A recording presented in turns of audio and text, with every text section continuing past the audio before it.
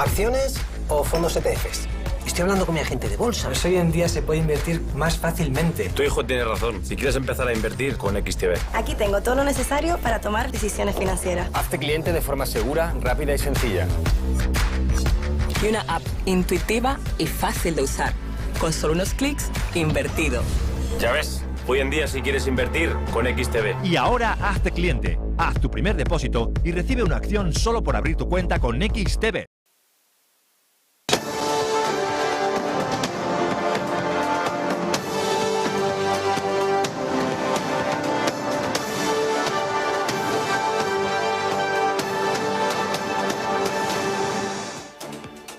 Buenos días, 8 de la mañana, China ya está aquí. Caixin, que acabamos de conocer esta pasada madrugada, que señala ya, madrugada para nosotros, que señala que el Caixin, el PMI, la fábrica china está ya. Vamos a por ello, fíjense, porque ya se muestra cómo China sale del coronavirus, como China en el Caixin, en este PMI, que lo que nos marca es que las fábricas están en ebullición, que están ya, bueno, vamos. Y ahí está el movimiento por encima de 50, con fuerza, marcándonos lo contrario que Japón, que Alemania, que están indicándonos que la fábrica está deprimida. Ojo porque China tiene aquí el sorpaso de los sorpasos. Ojo porque China ha marcado ya que su recuperación, su vuelta, sobre todo como gran exportador y, lo más importante de todo, su vuelta como gran demandante de petróleo, alimentos, etcétera, etcétera, empieza a poner en jaque sobre toda Europa. La mirada de Europa está puesta ahora mismo en que China ha vuelto, de que China ahora ya sí está volviendo del coronavirus con mucha fuerza. La producción industrial nos marca la salida rápida que empieza a tener la economía china y solo ha hecho que empezara a crecer, y el mercado nos está marcando esta mañana la recuperación, porque China viene a la economía global a marcar el camino, a marcar el crecimiento, a marcar el punto en el que la economía mundial tiene otra vez a uno de sus motores principales, una vez que tiene a dos gripados. Miren el siguiente gráfico, los PMI, el PMI de Japón, que nos marca que la fábrica japonesa está empezando a ver que no termina de coger la fuerza que necesitaba. El PMI de Japón, que nos marca lo contrario a lo que está mostrando ya China en ese proceso de salida del coronavirus, de las medidas COVID. Ojo, porque si todo esto lo sumamos en los países principales exportadores a lo que está haciendo Alemania y a su depresión en el sentido exportador, empieza a marcarnos el gran sorpaso o el gran movimiento de la economía china que tiene por delante este año y el siguiente. Fíjense en este gráfico que nos marca también cómo ese movimiento de subida de tipos de interés en Europa. Piensen que China es de los pocos entornos económicos donde todavía se está reduciendo el precio del dinero para impulsar todavía más la demanda interna. La conjunción de esos PMI, de esas fábricas que tiran cada vez más en la economía con una demanda interna impulsada por el banco, China está poniendo a China ahora mismo en la fotografía de ser ese gran impulsor junto con los emergentes de la economía en 2023. Este gráfico de Alemania nos marca lo contrario. La demanda externa a través de exportaciones se reduce, pero no solo eso, sino que la demanda interna y, en concreto, lo que se está viendo en el entorno de la petición de hipotecas en Alemania por la subida de tipos de interés nos está marcando un mínimo que está siendo prácticamente histórico y una caída que no se veía así en el histórico de petición de hipotecas en Alemania desde hace décadas. El movimiento de subida de tipos de interés, el movimiento de depresión hipotecaria que está viviendo Alemania, a la vez, conjugada a la vez, que el movimiento también de sus exportaciones ralentizándose. Vamos a ver PMIs durante la jornada también en Europa, pero el mercado, fíjense cómo van los índices esta mañana, está cotizando ya que China está aquí, que China ha venido con ganas, que China viene con fuerza de intentar levantar el movimiento de la economía mundial y ponerse delante a tirar, a golpear ese crecimiento. ¿Y quién lo empieza a vivir con la alegría que está empezando a mostrar China? El petróleo, y el deprimido gas en este 2023. Subida hoy del 0,47 del gas natural, subida del 0,75 del Brent, subida del 0,77 del West Texas. West Texas en 77,64, Brent en 84,08. ¿Por qué?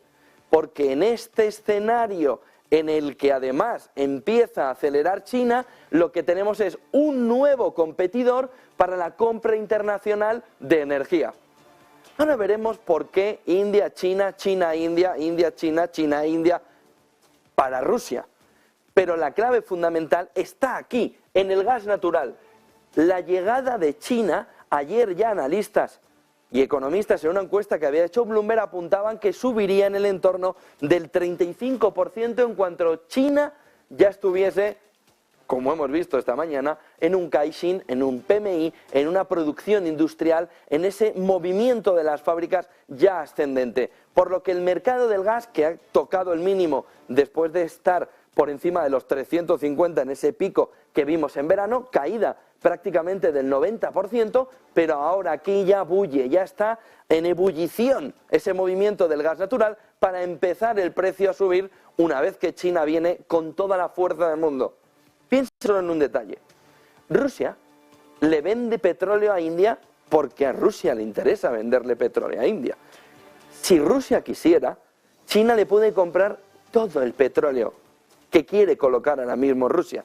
De tal manera que imagínense el potencial chino ahora mismo en un mercado energético que ha vivido pseudo deprimido a la espera de que el gran actor fundamental para que esto funcione llegara al mercado, que es China. No sé si podemos encontrar antes de claves un gráfico sobre los costes laborales que nos marca esta mañana cómo no solo China está empujando a las fábricas, sino que está marcando un gap importante en el incremento de los costes laborales, tal y como nos refleja The Economist. No sé si podemos verlo, el gráfico de los costes laborales, el gráfico de The Economist que nos apuntaba cómo los costes laborales en China, unido a todo lo que estamos viendo, hace repuntar, fíjense en este gráfico de The Economist, cómo los costes laborales en China marcan ya un gap, un espacio muy importante entre los entornos donde el mundo más desarrollado quiere fabricar. De tal manera que, ojo, porque aquí hay una parte de hipocresía, de cinismo económico, también de Occidente, cuando dice, me quiero ir de China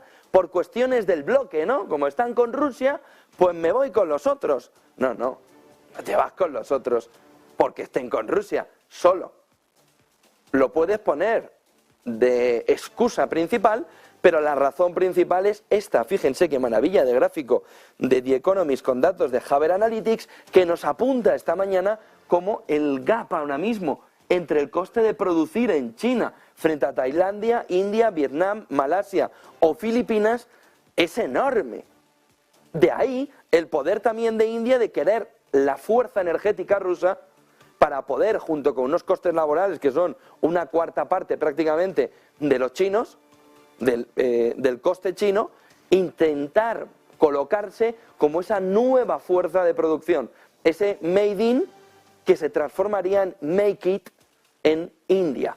5 claves del día en una mañana en la que esto viene con fuerza después de ver a China y ver cuál es la reacción, pero con la mirada puesta en los datos del cierre del mes de Rusia. Estas famosas sanciones que están destrozando la economía rusa, es irónico, que lo están tirando al suelo, que lo están machacando, que no tiene prácticamente ingresos. Pero Rusia, 1,85 millones de barriles diarios a la India en febrero. Más de 2 millones de barriles diarios a India, datos de Kpler al cierre de la jornada de ayer, 28 de febrero. En un posicionamiento ahora mismo en el que por barco lo que quieren y más, y por transporte, por oleoducto, hacia las zonas asiáticas, todo lo que pueden y más. ¿Se nota el corte de Europa? Bueno, pues sí, pero el movimiento es importantísimo. Ahora, acabado febrero, con la llegada de China con mucha fuerza, como les decía antes, con la posibilidad que tiene Rusia de decir, India, hasta aquí muy buenos amigos, pero este paga más, viene con la chequera, le doy todo el petróleo a China, que puede comprarlo y que lo quiere. En ese entorno, ¿por qué Rusia quiere vender en este momento en el que puede incluso sacar más dinero, supuestamente, más crudo a India, a pesar de que tiene a China, su gran socio, quizá el que de verdad lidera el bloque contra Occidente. ¿Por qué no quiere asociarse más con China cuando tiene dudas con India? Y luego piensen en India, en el G20, cuando en este último fin de semana se planteaba por qué se ponía encima de la mesa que India en este entorno, en este movimiento, seguía siendo protagonista, seguía siendo el que decía, tengo mis dudas en la abstención o no en torno a la guerra de Ucrania. El punto principal está en que China podría comprar literalmente todas las exportaciones rusas de petróleo en este momento, pero Rusia, sin embargo, sigue prefiriendo tener también a India. Le está dando un mayor control a sus propios vendedores y le está dando un poder de venta que le hace ser además más lucrativo en ese entorno. Ojo al movimiento de India, porque lo que está consiguiendo a Rusia es decirle, no dependas de un solo comprador, aquí estoy yo para que no tengas que estar supeditado solo a que China te quiera comprar, a que China te pueda en un tiempo, en un futuro, estrangular ese precio, por muy socios que seáis. Por lo que lo primero es mayor control a sus vendedores, más lucrativo para Rusia, de tal manera que Rusia dice, diversifico, y en este entorno en el que diversifico, empiezo a generar un crecimiento mayor. Rusia exportó 2,3 millones de barriles diarios a China, las refinerías chinas quieren más, pero ojo, aquí viene el punto fundamental. Rusia ha hecho una inversión muy fuerte en tener su propia flota, en que esa dark fleet, esa flota en la sombra, pueda posicionarse ahora mismo como uno de los elementos de mayor crecimiento y sobre todo independencia y económico. De tal manera que si China tiene su propia flota, en este entorno Rusia puede tener dudas también sobre el beneficio a largo plazo que puede tener, en caso de sanciones hacia China, no haber construido su propia flota. Luego tenemos el viaje a la India de ese petróleo, desde esos puertos occidentales de Rusia, hace que un petrolero tarde 35 días para llegar a la India desde esos puertos occidentales. Sin embargo, estaría tardando entre 40 y 45 días a China. Si me pagas más, me compras todo, pero alargo los tiempos en la entrega del petróleo. De tal manera que si puedo diversificar, voy entregando VLCC, que son los barcos de alta capacidad, a India, y en paralelo voy entregándote a ti para intentar hacer una media de días entre uno y otro.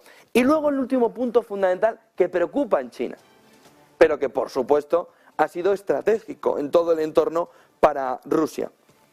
Rosneft, compañía rusa, tiene una participación del 49,13% en Nayara Energy. Es la propietaria de la principal refinería, es Vadinar, la segunda instalación, más grande de la India.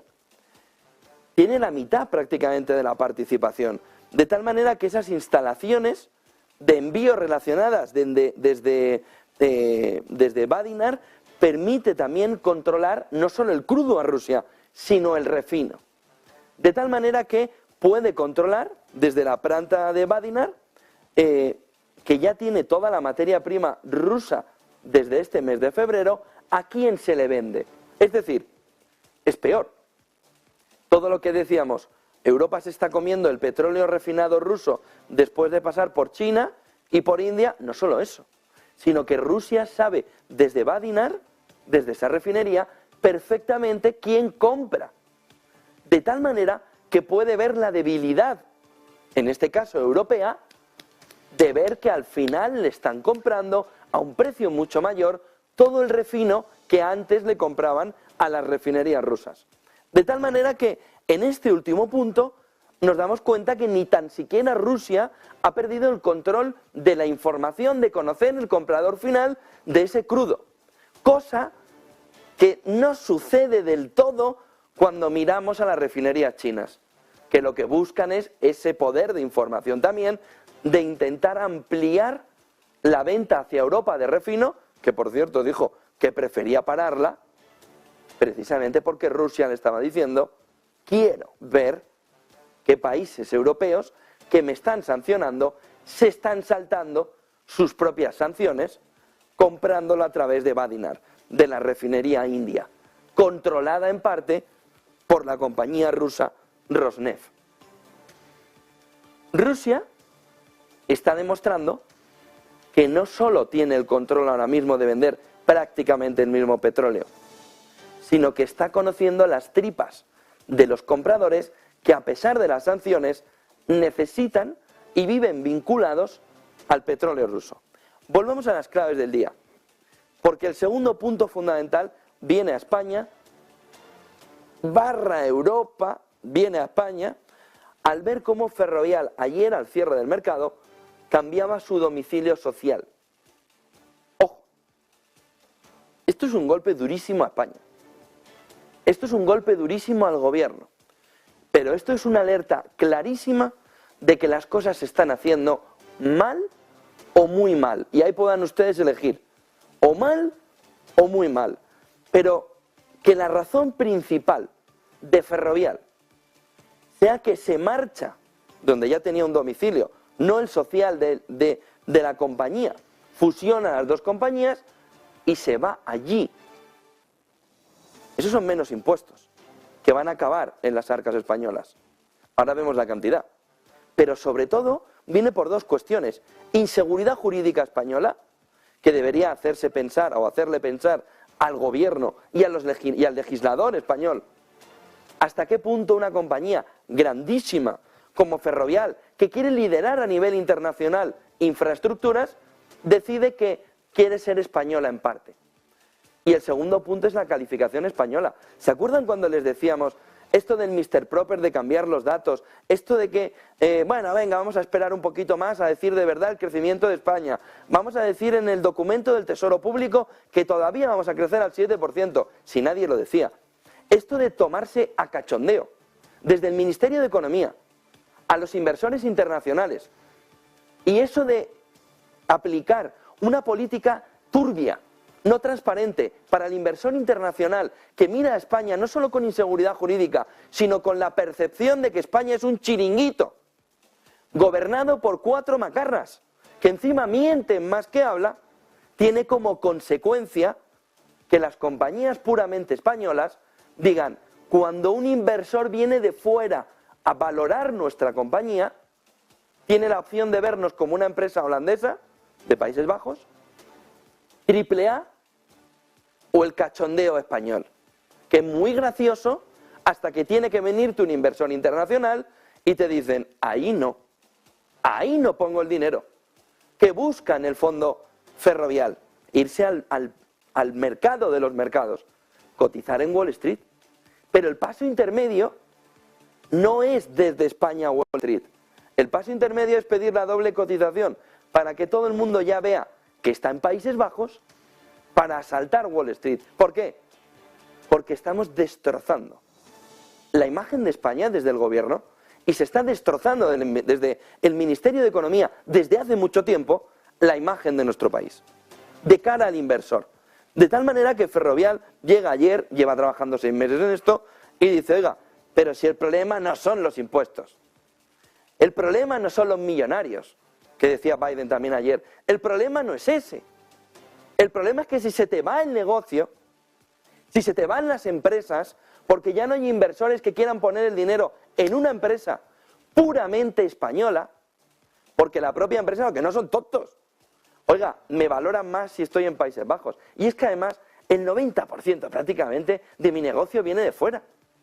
Pero es que además los inversores son de fuera, no son españoles. ¿Qué pierden las arcas públicas? Pues hoy veremos cómo, estos no son españoles. No, sí que son españoles.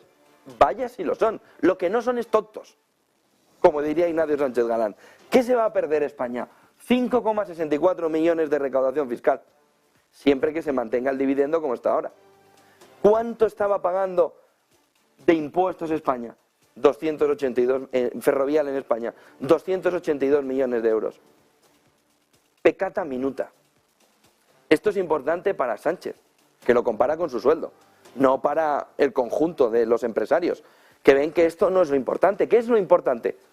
La desbandada. Oiga, la seguridad jurídica que usted ha estado vapuleando, chafando, pisando, destrozando los últimos 4 años, porque solo se ha preocupado de convertir a España en un país pseudocomunista, empieza a tener sus consecuencias. Y es que empresas de infraestructuras que quieren de verdad ser globales, que quieren ser líderes mundiales, no pueden ser españolas. ¿Por qué? Porque esto es un cachondeo. Porque es un gobierno macarra que en lugar de estar trayendo riqueza como hacen sus compadres socialistas en Portugal, lo único que buscan es el voto, voto, voto, a través de pisar, pisar y pisar al que está generando riqueza. Porque se creen que toda la riqueza se genera con dinero público y no se dan cuenta que el dinero público, en última instancia, viene del bolsillo privado. Y ese desorden mental, o esa poca formación, o esa maldad, no sabemos cuál de todas es la razón principal, está llevando a que compañías como Ferrovial, pero sobre todo Ferrovial, nos ponga ahora mismo ya en la fotografía, sois un chiringuito. Doble cotización para empezar, reorganización que no tienen impacto en los planes de inversión en España. ¿Por qué lo van a cambiar? Si es un mercado más. Es que no vienen empresas de fuera a hacer negocio en España, mantienen lo mismo. Recaudación fiscal, 5 milloncitos que se dejan de ingresar, no pasa nada, ya subirán la presión fiscal del gobierno y a partir de ahí 82% de los ingresos de 2022 se generaron fuera de España. Oiga, es que no somos españoles. Pero ¿quiénes más no son así de las grandes empresas? BBVA, que cuando estaba la ministra echándoles en toda la cara con el tema de cuánto ganan las empresas, dijo, pero si soy más mexicano que español, si mis ingresos vienen de México, Yolanda. Y Yolanda Díaz diciendo, hay que congelar hipotecas. Si el problema no está en congelar hipotecas solo, el problema es que os cargáis el tejido industrial español a marchas forzadas. Porque sois unos macarras. No estáis preocupados en generar riqueza, estáis preocupados en la división, en el enfrentamiento, en la pelea, en el chivo expiatorio. Y las empresas se os van a pirar. Y lo peor de todo, ¿sabes qué es? Que vosotros también os iréis. Y dejaréis esto como un erial. Es vergonzoso que no salga, o que en los últimos 6 meses no haya habido una mano tendida del gobierno a Ferrovial para decirle, ¿qué necesitas? Comparto tu preocupación. Haré todo lo posible para que te quieras seguir quedando con el domicilio social en España. Pero somos un chiringuito. Es lo que somos. Asumámoslo ya. 90% de su valor en bolsa procede del extranjero. En lugar de tener campeones nacionales, exportamos campeones nacionales. Están los holandeses ahora mismo así. Venga. Empezar a venir todas es vergonzoso, triste y ridículo. El comportamiento que ha habido infantil de estar, ahora cambio al del INE, venga, que voy a controlar el dato. Oiga, que seamos serios, hombre. Profesionalicemos eso. Y sobre todo, demos la imagen hacia el exterior de una seguridad jurídica que no existe. Si es que tienen razón los inversores extranjeros. No se lo creen. Y como no se lo creen, estamos donde estamos. Ferrovial, como ejemplo de lo que ya otras empresas han empezado a hacer antes.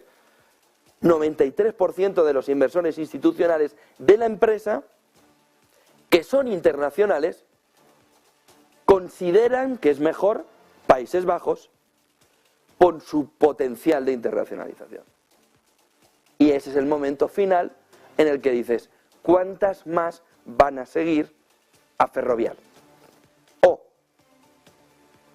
va a hacer algo el gobierno por recuperar el prestigio perdido que le estábamos diciendo desde los últimos meses, más de un año. Os estáis cargando el prestigio y la visibilidad internacional de España, porque os ven como unos macarras. ¿Qué hacen esos ahí, es la percepción internacional. No tienen formación, no tienen cualificación y no tienen ni ética para estar ahí. Un gobierno que miente es un gobierno que no genera seguridad jurídica. Un gobierno que cambia normas. Venga ahora un impuesto sobre los ingresos en lugar sobre el beneficio. ¿Ustedes saben el daño que ha hecho eso a la imagen de España? ¿Ustedes saben el daño que ha hecho eso? Que un impuesto, que es inconstitucional además, vaya directamente sobre los ingresos sin tener en cuenta si la empresa tiene beneficios o pérdidas. ¿Usted sabe lo que significa para un inversor internacional que un gobierno se pase la ley por donde quiera para hacer de su capa un sayo y buscar chivos expiatorios? ¿Por qué mañana no es el sector de infraestructuras?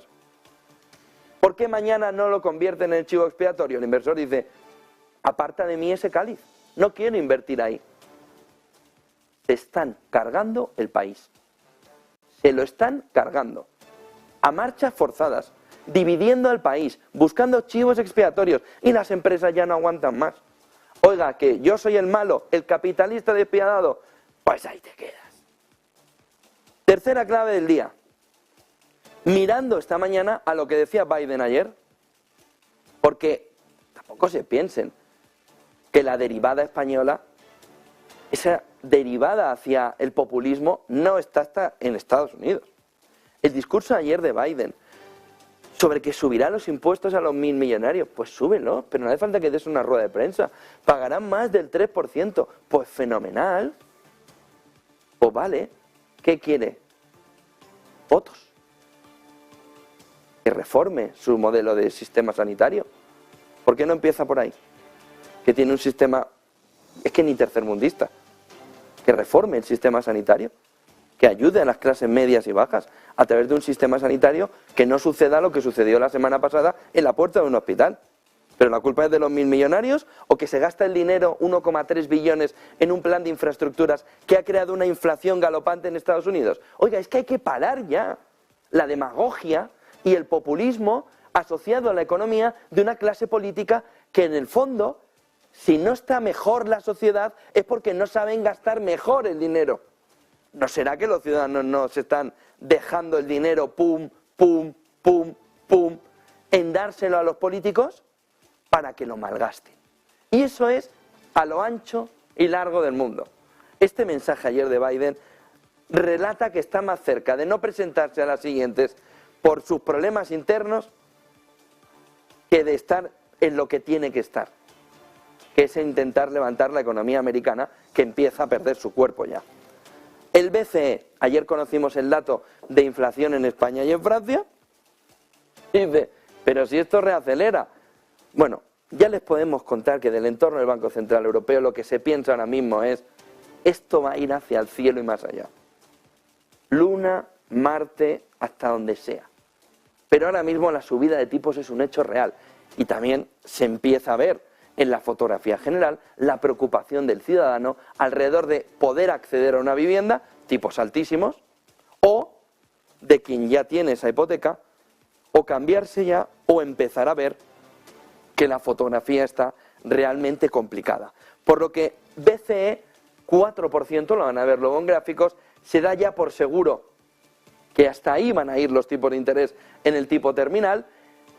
Y como hemos ido subiendo ese tipo terminal, una parte muy importante del mercado dice, como poco, 4% se parará, y si esto sigue al 5,5% o al 5%, 4,25% o 4,50%. ¿Por qué va a parar la subida de tipo de interés? ¿Por qué el tipo terminal va a estar en el 4%? Si además ese movimiento de Lagarde, de decir data a data, ese cholismo, ese ser Simeone, de decir partido a partido, reunión a reunión, le deja abierto todo el campo. ¿Hasta dónde va a subir los tipos de interés? Hasta donde considere. ¿Hasta dónde puede subirlos? Hasta que destroce la economía y reduzca la inflación. Y para destrozar la economía y reducir la inflación, ¿hasta dónde tiene que ir? No lo sabe nadie. No lo sabe nadie. Lo primero que tiene que generar es una crisis durísima. Landing, no landing. ¿Pero qué landing, no landing? Solo hay una manera de reducir la inflación, que es con un castañazo descomunal. O lo hace natural la economía, o lo fuerza los bancos centrales. Que no le engañen, que no le tomen el pelo. Los bancos centrales tienen la llave de la fotografía, tienen la llave de la puerta, pueden hacer lo que consideren hasta bajar la inflación. ¿Y eso qué significa? Que van a subir los tipos hasta que usted note un dolor excesivo económico en su bolsillo y diga, Mari, hoy, o Pepe, hoy no vamos a la cervecita o a no sé qué, nos quedamos en casa, hasta que la costumbre más mínima de €1,50, de 2 euros, desaparezca de la fotografía, hasta ahí van a ir los bancos centrales. Ojo al movimiento, porque el susto ya de los inversores de ayer empieza a ser importante. 4%, pero es que cada vez va subiendo más. Y último punto, lo que está sucediendo con la batalla tecnológica. Ayer anunciaba el desarrollo de la ley anunciado el pasado verano, donde Estados Unidos cerraba las puertas de China a las firmas de chips nacionales. ¿Queréis 36.000 millones para implantar una nueva tecnología de chips? 10 años de bloqueo a cambio de las ayudas. Sabíamos el trasfondo de la ley, no sabíamos la entrada total de la ley. ¿Queréis ayudas? China ni ve vuestros chips. ¿Qué es lo que va a significar ese movimiento de empezar a construir chips en Estados Unidos, más en Europa? Subida de la inflación. Lo que no se están dando cuenta ahora mismo los gobernantes de Occidente es que están haciendo un modelo muy parecido al de el energético en Rusia. Tú puedes bloquear, tú puedes decir de ese agua no beberé, tú puedes decir los chips no van a ir a China, pero tienen una consecuencia, se llama inflación. Ya lo has vivido en lo energético, mira el lío que tienen montado. ¿Hasta dónde estás preparado tú y tu ciudadanía para elevar el coste de productos básicos tecnológicos porque no quieres que China coja ni un centímetro de tus chips? Esa es la pregunta clave en este momento. Vas a dar 36.000 millones, pero si es que 36.000 millones, Biden, es una minucia al lado de lo que vas a tener que poner para competir en la industria de microchips sin ver que hay un desfase o que hay una caída en el producto tecnológico. ¿O qué se cree? ¿Que se monta una industria con 36.000 millones? Es la punta de lanza, 36.000 millones, de los miles y miles y miles y miles y miles de millones más que va a tener que poner Estados Unidos encima de la mesa, a costa o por que el otro bloque no tenga acceso a una serie de microchips. Oiga, ¿ustedes están dispuestos a renunciar a toda esa fotografía que ahora mismo se tiene en el capítulo tecnológico porque usted no quiere que los chinos toquen un microchip? Sí, pues perfecto. ¿Cuánto van a valer los iPhones? ¿3.500 euros? ¿3.000? ¿4.000? ¿5.000? ¿Lo puede soportar el bolsillo? ¿Lo puede soportar Apple? ¿Lo pueden soportar las ventas de Apple? ¿Lo puede soportar el accionista de Apple? Apple como ejemplo. Pero a partir de ahí, oiga, es que un ordenador de sobremesa vale 500 euros. Pues le va a costar 1.500. ¿Lo quiere pagar? No. ¿Y entonces qué va a hacer? ¿Comprarlos en el mercado oscuro a China para que le cuesten 350? ¿Esa es la economía a la que nos quiere llevar Estados Unidos con este tipo de medidas proteccionistas, cutres, baratas? Venga, Inflation Reduction Act, a darle a los europeos. Ahora vamos a dar 36.000 millones. Biden, prepara la billetera. 36.000 millones no tienen ni para empezar a hablar. 8:33 de la mañana, en el día cargadito. 8:33 tenemos enseguida a Juan Bravo, del Partido Popular, para ver la fotografía también de cómo está la economía española. Todo son buenas palabras, todo es muy bonito, pero la inflación subyacente en el 7,7. Marta Vilar, buenos días.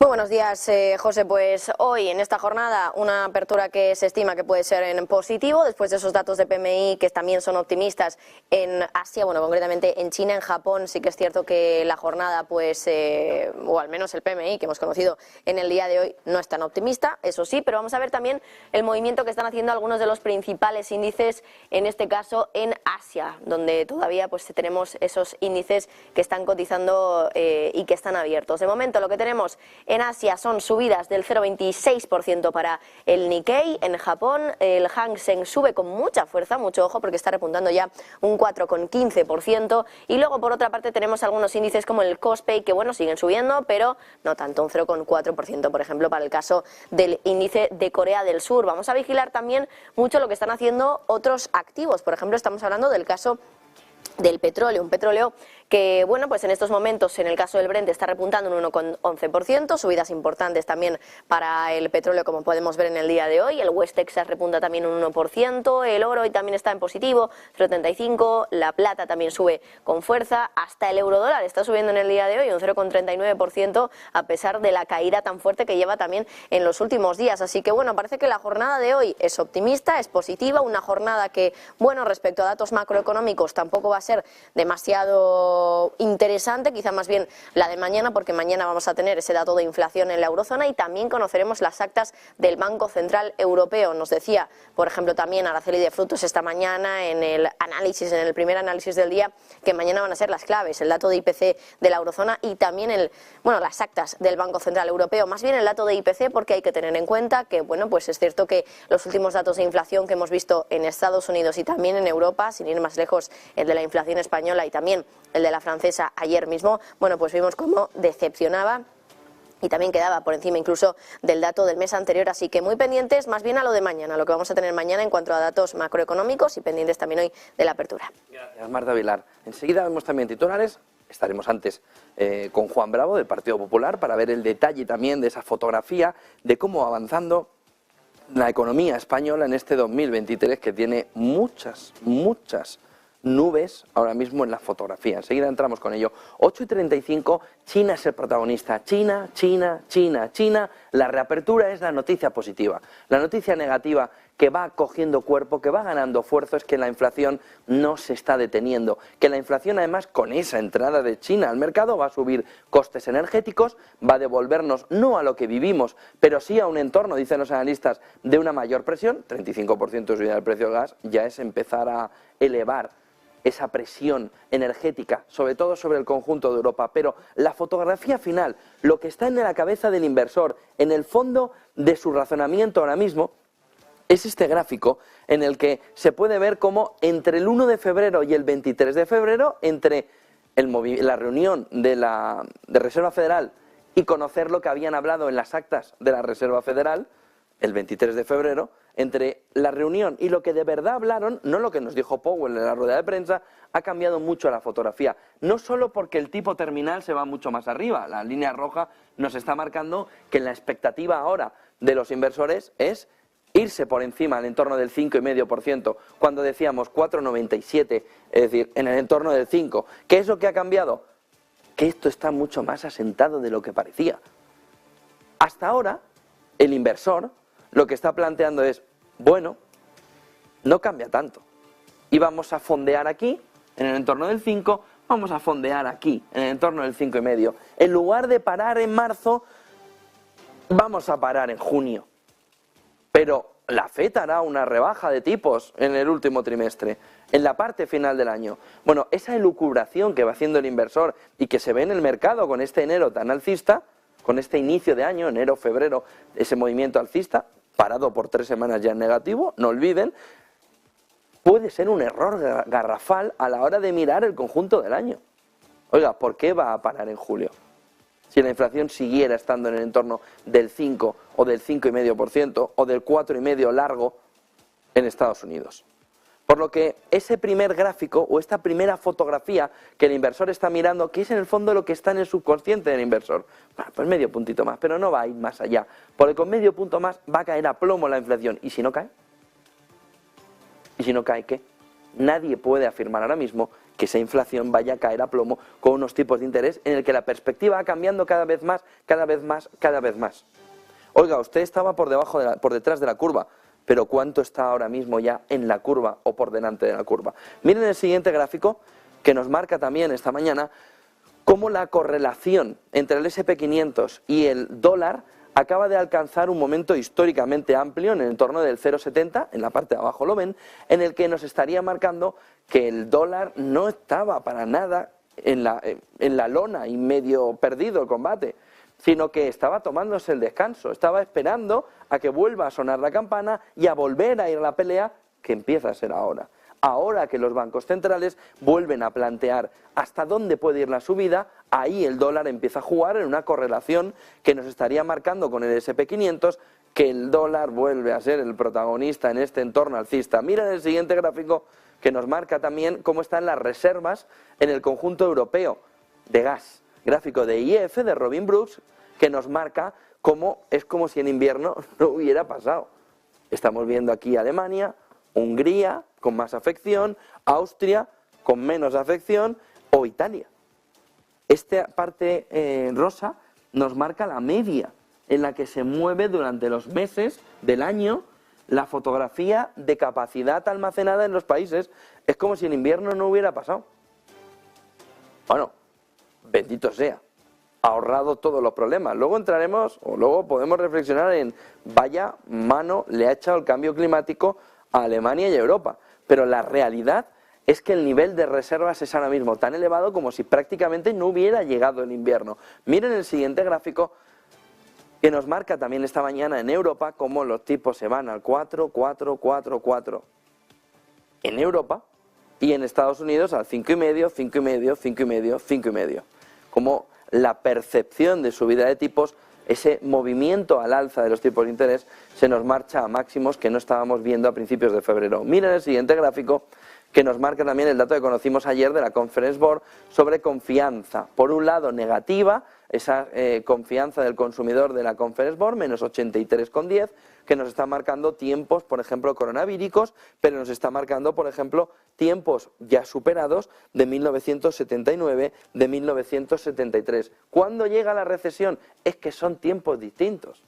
Mercados laborales máximos, un dinero acumulado de los tiempos del coronavirus, pero que la recesión tiene que llegar, impactar y asustar, no cabe ninguna duda. Miren el siguiente gráfico que nos marca también esta mañana una cuestión fundamental deflacionaria para Estados Unidos y para Alemania. Cómo este PMI de manufacturas está marcando un camino positivo dentro de lo que cabe a nivel mundial, no tanto para Estados Unidos y para Alemania, pero los tiempos de entrega, tanto en Estados Unidos como en Alemania, disminuyendo por debajo de cero, junto con Taiwán, marcarían camino deflacionario. Significa que ahora mismo hay sobrante de fletes, sobrante de fotografía exportadora para poder contener precios. Es una muy buena noticia en la inflación europea y en la inflación en Estados Unidos. Miren el siguiente gráfico que nos marca también esta mañana el bono alemán a 10 años, 2,67 y para arriba.